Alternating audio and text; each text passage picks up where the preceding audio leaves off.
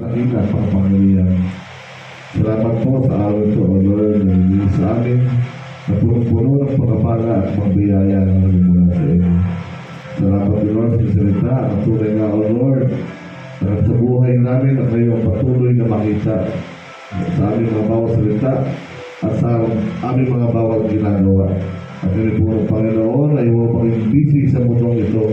Kundi, O Lord, kami ang magliwanag, O Lord, at makita ng mga tao na aming mga bawat buhay maging buhay na patuo sa aming mga bawat ginagawa.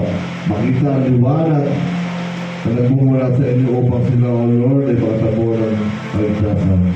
Gamitin niyo, O Lord, paitili ang aming buhay at patuloy ng kabayan, magdalhin ng mga tao hindi pa nasa kadiliman ay dalhin sa liwanag. Salamat, O Lord, sa inyong pag-ibig na binigay sa amin. Kami, O Lord, nakatamo ng kapatawaran at ng biyaya ng buhay na walang hanggan. Salamat, O Lord, na naway ko sa aming pang-araw-araw na buhay, aming mga pagkatao ay makita ang larawan sa bawat ang buhay ng mga anak ng Panginoon. At sa oras ito, O Lord, namin sa langit, O Lord, ang